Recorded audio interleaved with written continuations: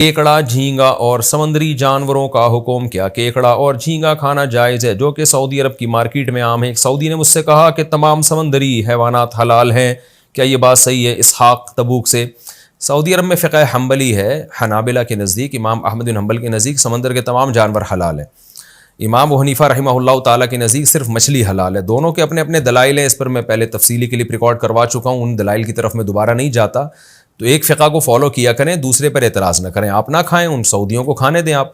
اور سعودی عرب میں بھی جو حنفی ہیں عرب وہ نہیں کھاتے، سعودی عرب میں حنفی عرب بھی بہت ہیں، شافی بھی بہت ہیں، مالکی بھی بہت ہیں، چاروں فقہ ہیں سعودی عرب میں۔ تو چونکہ حنابلہ زیادہ ہیں اس لیے وہ کھاتے ہیں، تو ان کو کھانے دیں آپ، اختلافی مسئلہ ہے۔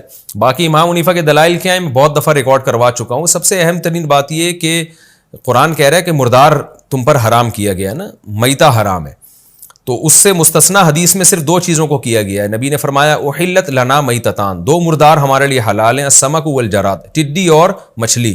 تو نبی نے دو چیزوں کو مستثنا کیا ہے، اس کے علاوہ کسی چیز کا استثناء نہیں ہے۔ تو جتنے بھی سمندر کے مردار ہیں وہ اسی حرام میں ہی داخل ہوں گے، اور یہی وجہ ہے کہ کہیں بھی ہمیں نہیں ملتا کسی صحابی سے، تابعی سے، نبی سے کہ آپ نے مچھلی کے علاوہ سمندر کی کسی اور مخلوق کو کھایا ہو، کہیں بھی نہیں ملتا۔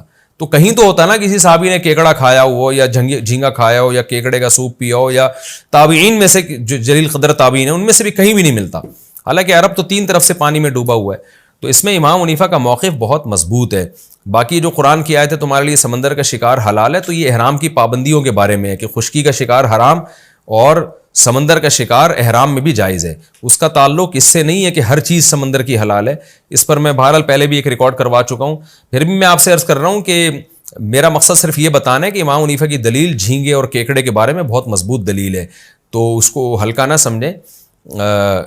باقی اختلافی مسئلہ ہے تو اختلافی مسائل میں انسان اعتدال سے کام لے۔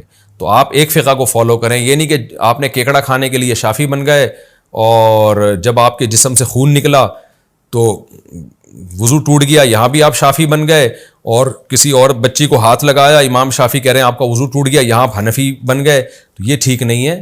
انتظام اسی میں ہے کہ ایک فقہ کو فالو کریں اور دوسرے پر اعتراض نہ کریں۔ باقی جھینگا پھر حنفیوں میں بھی اختلاف ہے کہ وہ بعض حنفی علماء کہتے ہیں کہ جھینگا مچھلی کی ایک قسم میں داخل ہے، تو اس لیے وہ کہتے ہیں جھینگا کھانا جائز ہے۔ بنگلہ دیش میں اسی پر عمل ہو رہا ہے، وہ کہتے ہیں مچھلی کی قسم ہے، لیکن اس لیے وجہ بنگلہ دیش میں حنفی فقہ ہے لیکن اس کے باوجود وہ جھینگا کھاتے ہیں، کیکڑا نہیں کھاتے، وہ جھینگا ضرور کھاتے ہیں، کہتے ہیں یہ مچھلی ہے۔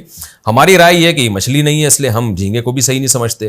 لیکن بہرحال پھر بھی میں نے بتایا اس میں شدت، جھینگے کے معاملے میں بہت زیادہ شدت اختیار نہ کریں۔ میں کبھی بھی نہیں کھاتا جھینگا، لیکن اگر میرے سامنے کوئی کھا رہا ہو تو میں اس کو روکتا بھی نہیں ہوں، تو کیونکہ جھینگے میں پھر اور مزید اختلاف ہے۔ تو احتیاط کریں کہ اتنی اللہ نے حلال چیزیں کھانے کو دی ہیں تو مشتبہات کی طرف جانے کی ضرورت کیا ہے آپ